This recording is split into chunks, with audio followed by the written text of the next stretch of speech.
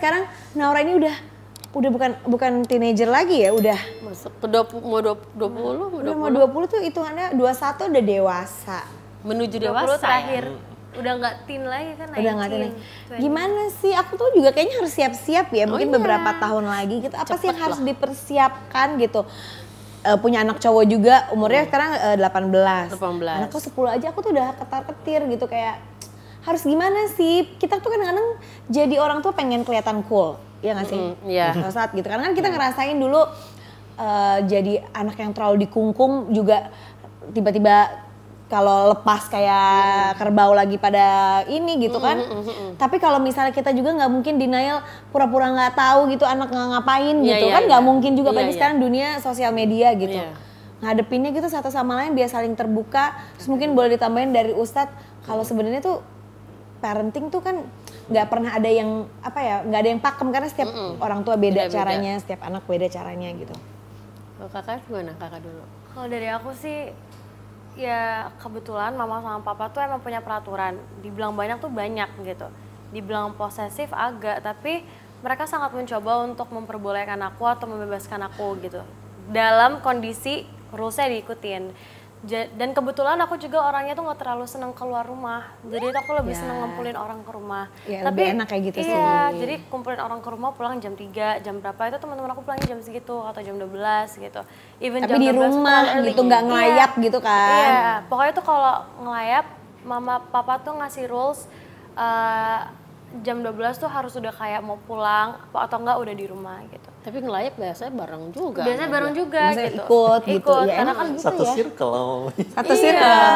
Biasanya aku lebih seneng kalau hangout nih sama mama papa. Kayak abis ini aku mau pergi sama teman-teman aku. Aku pengennya mama ikut diajak terus. akunya. Dan aku sekarang tuh lagi lebih sering keluar sama adik-adik aku sama teman-teman kita, jadi digabung gitu.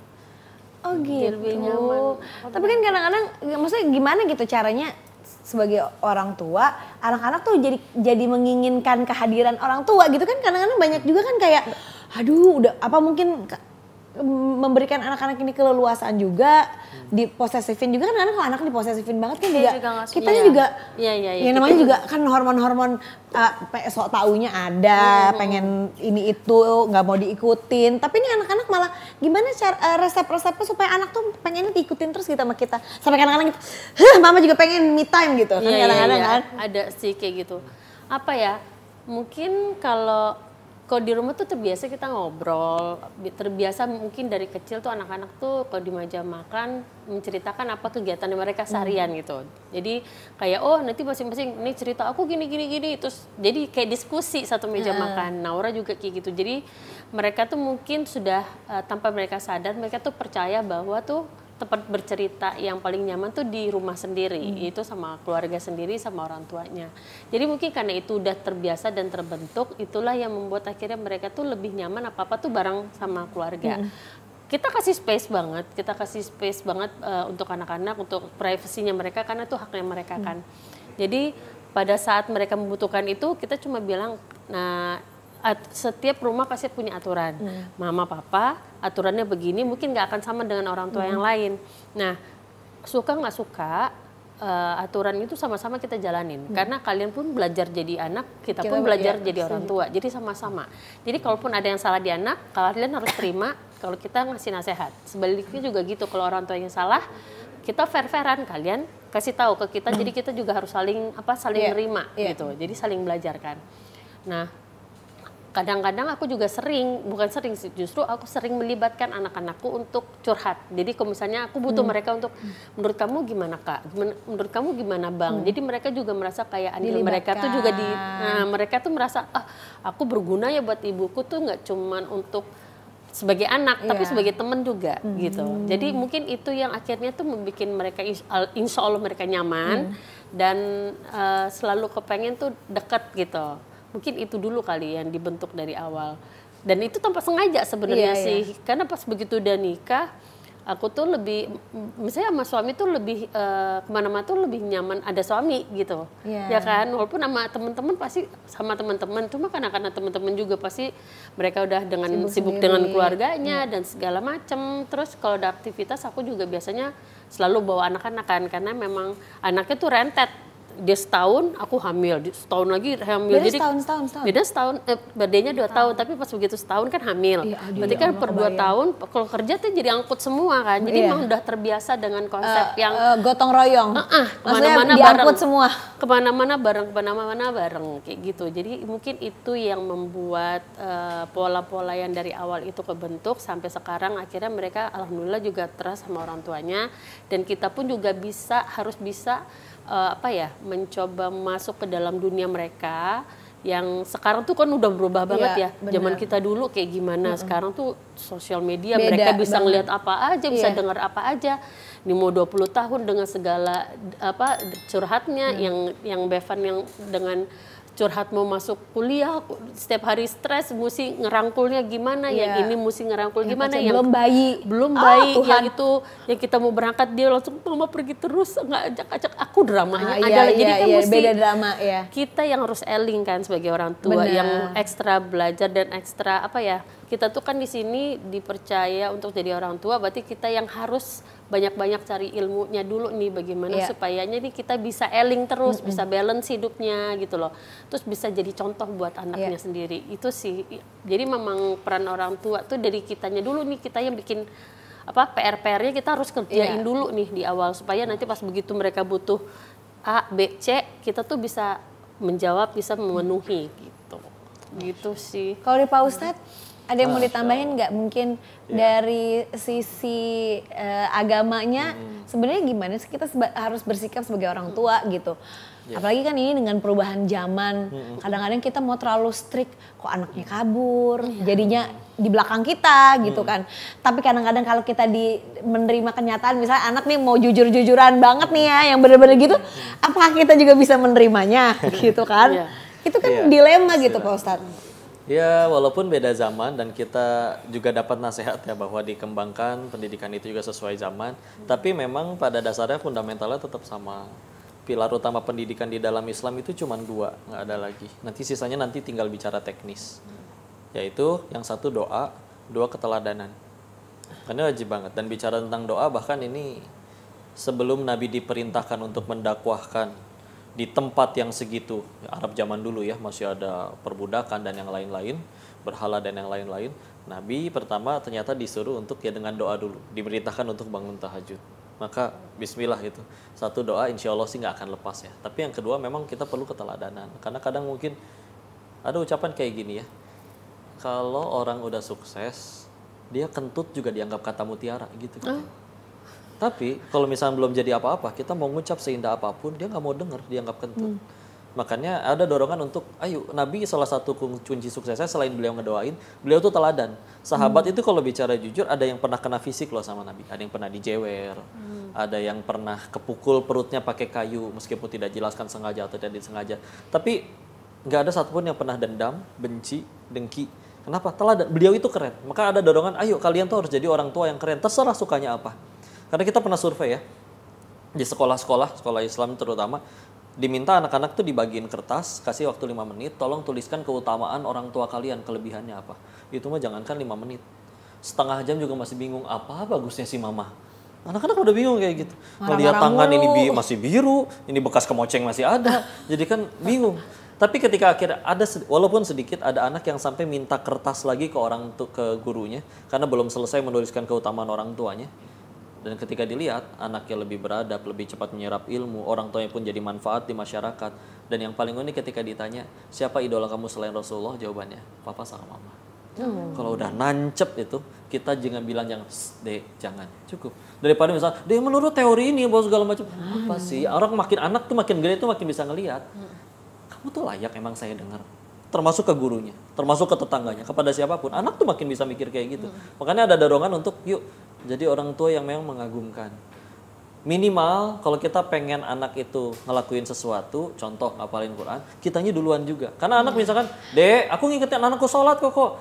Dek, ayo waktunya sholat. Allah, mama juga masih ini, enggak ini. Nanggung tahu deh, ini 2 episode lagi. Itu kan anak mikir, ngelihat. Ini nyuruh tapi ternyata ibunya enggak. Maka minimal, contoh nyuruh ngapalin, kita juga ngapalin walaupun pasti kalah. Kita kan sambil mikirin cicilan. Tapi kalau anak-anak mah enggak. Ya. Tapi kalau misalnya yang udah kita perintahkan, kita juga jalanin, Bismillah, pilar utamanya itu. Nanti tinggal bicara teknis. Tadi teknis. Kayak misalkan menurut Ali bin Abi Thalib, usia dari lahir sampai 5 tahun itu diperlakukan seperti raja. Karena dia mau disuruh ngapalin, suruh belajar silahkan. Tapi kalau mau jujur kita juga nggak inget 4 tahun ke bawah tuh kita ngapain aja nggak inget. Ya. Nanti usia sudah tamyiz, sudah mulai tahu mana boleh mana tidak, sampai akil balik diperlakukan seperti prajurit. Udah kenal aturan tuh. Kalau Umur berapa salah, Ustaz? Punten? usia dari tamyiz itu udah mulai tahu mana boleh mana tidak. Oh, berarti Udah bisa mikir nih, kira-kira- misalkan dari kelas 6 SD, Oke. ya misalnya atau dari SD lah ya. Dia udah bisa mikir mana untung bagi saya, mana jangan. Sampai nanti dia akil balik itu seperti prajurit. Dia dapat ngelakuin kebaikan ada rewardnya, ngelakuin kesalahan dia udah mulai kena konsekuensinya. Bukan hukuman. Ini bukan hukuman ya. Ini konsekuensi dari perbuatan kamu dan semua orang sukses bertanggung jawab atas perbuatannya. Tinggal atur bahasanya kan. Nanti ketika akhirnya sudah dewasa, akil balik sampai usia seterusnya, perlakukan dia sebagaimana sahabat. Tadi saya senang dengarnya, oh diperlakukan seperti sahabat. Meskipun orang tua udah punya keputusan, tapi tetap tanya dia. Karena biar gimana supaya, oh omonganku tuh didengar, dianggap, jadi sahabat. Nanti kalau misalnya udah kayak gitu, dapat nyaman sosok orang tuanya, nanti ketemu laki-laki yang mohon maaf di luar sana ya, mungkin ada buaya hijrah, playboy syariah, apapun Buaya itu. hijrah. Ya misalkan ya, itu hati-hati dengan dua spesies itu di luar. Mau mereka ucapannya semanis apapun, ataupun fisik mereka tinggi, putih, langsing, bagaikan bihun. Tapi kalau misalkan ternyata ngajakinnya yang enggak, dia udah inget, enggak. Dia tidak lebih baik daripada kasih sayangku dapat dari ayahku. Benar. Dia tidak lebih baik daripada senyaman aku curhat dengan ibuku. Jadi akhirnya tetap dapat di situnya doa, teladanan, nanti sisanya teknis. Bismillah. Setuju. Dan ini bukan fanatik tau. Kayak misalnya gini, apa sih kok semua serba ke Nabi lagi, serba ke sahabat? Ntar dulu. Kita kalau pengen jadi pemain bola, belajarnya ke siapa? Ke Cristiano Ronaldo atau ke Chef Juna? Juna, salah. Nggak bercanda, Mas. Pasti ke CM, sederhana. Ya, kenapa? Dia udah juara, kita pengen juara seperti dia. Maka kita bahagia pengen, sukses pengen, mulia pengen. Ya udah ada manusia paling sukses, mulia, paling banyak bahagian orang, contoh Rasul dan para pengikutnya. Tinggal kita ikutin aja. Indonesia merdeka 80 tahun berapa kali ganti kurikulum? Iya. Islam 14 abad gak pernah ganti kurikulum. Tinggal kita mau tiru aja atau. Ya sebenarnya kita udah punya petunjuknya lengkap. Seru juga ya. Oke, berarti aku PR jadi teladan. Karena kita juga emang bener, itu bener banget susah banget gitu. Karena kita sebagai orang tua, ya kadang juga pengen me time, selonjoran, terus sholat gitu kan. Itu Iya. sepele banget gitu Iya. kan. Maksudnya kita juga belum sholat gitu, nggak tepat. Maksudnya masih entar. Kalau kita nyuruh anak pulang, nggak langsung ganti baju, masalah sepele. Iya. Kita juga suka kayak gitu Iya, gitu. Ya itu emang paling berat sih menurut aku jadi teladan buat anak-anak, maksudnya jadi contoh yang bener-bener oh mama tuh papa kayak gini gitu. Karena kan kita ya pasti bukan cari alasan ya, tapi kan kadang punya kesibukan, pengen lah gitu. Karena ngerasain dulu tuh kan kita kan ibaratnya kan sama orang tua kan dengan segala peraturan, sedangkan kita sekarang udah bisa bikin peraturan tuh kayaknya ada rasa gimana gue gitu kan. Iya. Dan Ada gitunya prioritas. gitu. Kesibukan tuh prioritas. Kalau kita udah benar-benar prioritasin, bismillah. Kayak kita lagi nunggu ojek online di depan pasar. Pasti yang dibuka chat dari ojeknya, nggak mungkin dari grup gibah yang lain dulu. Bener Pasti lagi. ini, karena dia lagi jadi prioritas. Karena mungkin anak-anak muda di luar sana misalkan nge-WA laki-laki nggak dibalas-balas bilangnya sibuk, bukan. Mungkin kalian cuma jadi belum prioritasnya dia aja kali. Jadi jangan lah. Prioritasin bisa. Kalau Naura biasanya cerita bener-bener A sampai Z ke mama papa, lebih sering cerita kemana? Ke mama sih pastinya. Kalau ke papa tuh bagian dikit-dikit aja. Tapi pasti mama papa aku tuh tahu kayak update kehidupan aku seperti apa. Dan kalau misalkan soal teman, kalau soal teman tuh pasti aku curhatnya tuh ke mama papa langsung. Jadi kita kayak bertiga gitu ngobrol. Kalau cowok pasti lewat mama dulu ya kan. Karena nggak mungkin ya lewat papa. Karena papa itu bapak yang sangat denial kalau anaknya tuh udah makin gede. Papa aku tuh lebih denial daripada mama. Kayak adik-adik aku mau kuliah ke luar negeri aja tuh enggak di rumah gitu. Terus kalau kita ngomongin nikah aja, yang kita ngomongin nikah, dia enggak. Maksudnya kan ya namanya berandai-andai ya. Berandai, kita gitu. kan suka isengin dia karena papa serius, jadi aku suka isengin kayak kalau misalkan nikah 5 tahun lagi gimana? Enggak lah, minimal 10. Kelamaan banget kan? Jadi tuh kayak Emang Naura pengennya berapa kalau mau berhayal? pengennya sih sebenarnya tergantung kayak siapa atau enggaknya. Pengen cepet gitu, tapi Pengen cepet kan memang ada yang memang ada cewek atau cowok yang enggak, gue masih nanti dulu, gue masih mau kerja dulu. Tapi ada juga kayak gue maunya nanti membangun rumah tangga bersama nanti pasangan, kan ada juga yang kayak gitu. Kamu pengennya gimana? Deg-degan ya nungguin jawaban. udah sering cerita. Kalau aku tuh kayaknya karena mungkin dari kecil udah kerja, jadi tuh aku nggak yang kayak pemikiran, oh pengen cari kerja dulu, tapi karena udah kerja masih banyak yang pengen di-achieve ya mirip-mirip lah. Jadi aku pengen kayak nemuin pasangan, kan kalau misalkan udah ditakdirkan sama Allah untuk nikah pada saat itu juga kita bisa apa kan. Dan kalau emang udah jodohnya udah ada, ya kenapa harus lama-lama menjalankan hubungan yang tidak halal gitu. Kayak merasa bersalah juga gitu. Apalagi kan katanya kalau misalkan anak udah minta nikah, orang tua dosa kan kalau nolak. Berat ya lo. Iya, cuman Kasih hadisnya now. cuman kalau buat aku pribadi, aku juga mencoba untuk berada di posisi orang tua aku. Mungkin mereka masih butuh waktu untuk mengiyakan permintaan aku atau apa. Cuman aku juga belum berani minta karena aku masih banyak banget yang pengen aku achieve. Kerjaan aku juga alhamdulillah insya Allah bisa jadi lebih baik lagi, prioritas yang itu lebih banyak. Itu cuma keinginan aku untuk akhirat sebenarnya, karena kalau bisa mengurangi celah membuat dosa, kenapa tidak gitu. Udah siap tiba-tiba ada yang minta anaknya? Kalau saya mah insya Allah. Gimana calonnya? Gimana bapaknya? Saya sendiri kalau jadi bapak mikir sebetulnya ya. Ya coba Jadi start enggak, gimana gini kalau loh. posisi bapak Gini, nanti start. Saya maksudnya ini misalkan Naura punya prestasi. Di balik itu semua pasti kan ada orang tua yang tentu jadi jalan prestasi itu tercapai, betul dong. Maka sebagai ayah tuh pasti punya standar. Iya. Ntar dulu nih, aku udah ngedidik anakku nyampe jadi sebaik ini, laki-laki macam apa yang datang. Iya. Jadi makanya kadang ketika bicara seperti tadi, nanti aja 10 tahun lagi, itu pernah ngelihat ada yang dipatahkan. Dia berkata jelas 10 tahun lagi, tapi ketika yang datang memang bener-bener layak menurut si ayahnya, bisa disuruh tuh, udah sama yang ini aja. Makanya mungkin ketika misalnya naunya belum ketemu, ayah juga belum ngelihat ada mana sosok yang sekiranya layak untuk menggantikan tugasku. Ini berat loh tanggung jawab. Makanya kan kalau ada ayah yang bilang kepada ijab kabul ya, pernah ngelihat ada nasihat kayak begini. Nah, ke calon mantunya, anak laki-lakinya mau nikahin anak perempuannya. Tahuilah, sejauh ini aku hidup berusaha untuk menyampaikan putriku ini nyampe ke surganya Allah. Aku sediakan semuanya, pendidikan dan segala macamnya. Maka jika setelah pindah hak ini dia jadi makmummu, terus kau nanti di akhir nanti kamu gagal menyampaikan dia ke surganya Allah, aku tuntut kamu nanti di hadapan Allah. Ini emang segitunya kan. Karena luar biasa loh ini tanggung jawabnya tadi, alhamdulillah. Nggak cuma pengen dunia doang, sekedar yang penting dunia mah akhiratnya. sebentar, tapi nyampe akhirat Yang penting sih. Kalau pertimbangan ayah pasti lebih banyak. Iya. Ini juga bukan ngomong karena lagi jatuh cinta lagi hangat-hangatnya atau apa gitu, enggak. Ini emang karena setelah pulang umroh kemarin, kan kalau ada di tanah suci kan jadi kayak eling banget kan, kayak ya Allah kalau kita iya kalau di dunia tuh maksudnya terlalu fokus gitu loh sama apa yang ada di dunia gitu. Banyak kan pemikiran-pemikiran baru yang aku nggak nyangka akan datang. Jadi bukan karena lagi oh my god jatuh cinta ayo nikah, enggak, emang kayak udah mikir. Cuman itu tadi target umur nggak ada, cuman ya kita serahkan serahkan sejalannya. Semoga nanti ketemu jalannya. Iya. Semoga saling dilembutkan hatinya. Mungkin calonnya nanti orang tua juga melihat bahwa memang ya memang udah saatnya dan memang udah pantas buat anaknya gitu.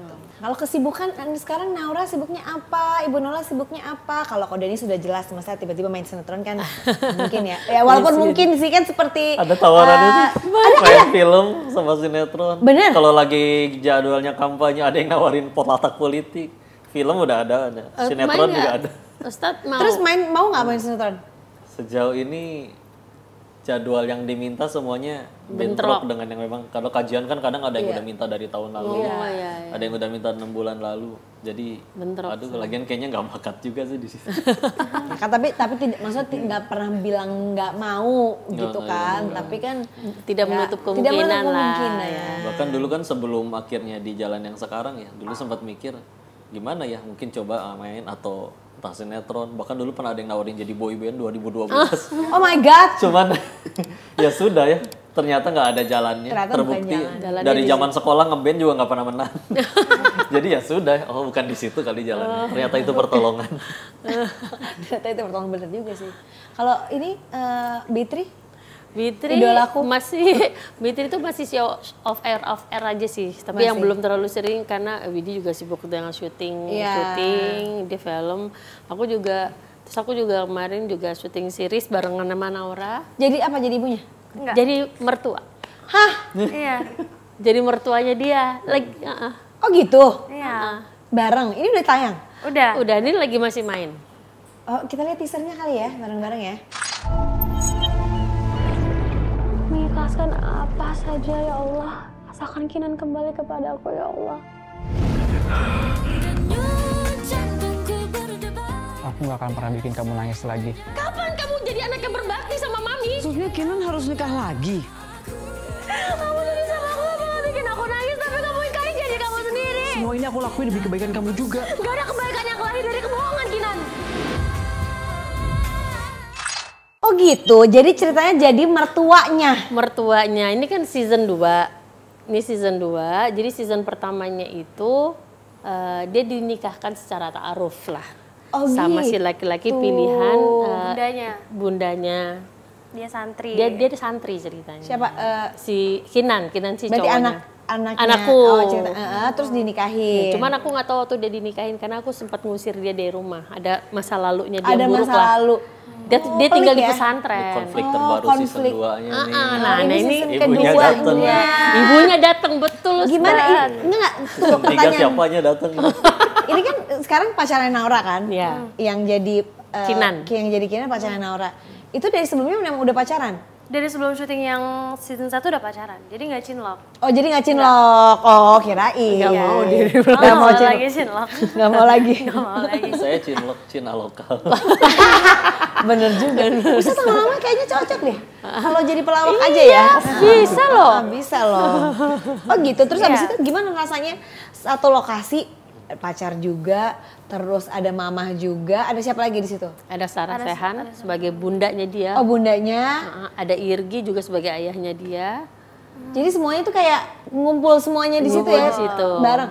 Berarti yang lain adik-adik pada ikut di lokasi lokasi syuting juga nggak? Enggak, cuman karena syutingnya tuh di Lampung kan. Oh ini syutingnya di Lampung? Yang pertama yang tadi, di laut adegannya di laut. itu Terdampar dia di- cerita di situ. Di Lampung. Nah aku kan nggak bisa jauh-jauh dari keluarga, dari orang tua. Jadi aku benar-benar minta mama papaku untuk samperin aku ke Lampung.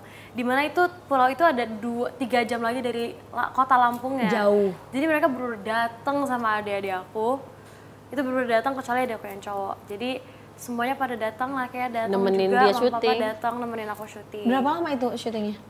Yang di Lampung 5 hari ya. Dan di Lampung 5 hari. Selebihnya di Jakarta. Yang Oh yang di Jakartanya, Jakarta. ya, sebulan Semuanya lebih. yang lain di Jakarta bareng sama yang lain. Seru banget bisa rame-rame gitu syuting. Terus udah gitu kan kalian kan berdua ceritanya malah berkonflik kan? Berkonflik banget. Berkonflik. Jadi ke bawah juga gitu gak sih? Kesel nggak kan? Sekarang sih enggak, tapi pas syuting sempat yang agak panas gitu sih. Maksudnya Sempat jadi karena aku kesalahan harus bawahnya.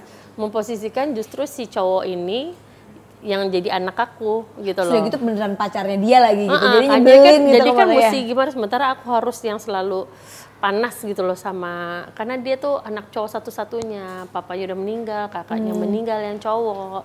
Jadi dia tuh aku tuh sempat merasa sebagai orang tua yang pernah melakukan kesalahan lah, tidak memperhatikan dia, terus dia sempat bandel, terus aku usir dari rumah. Nah selama Jadi santri.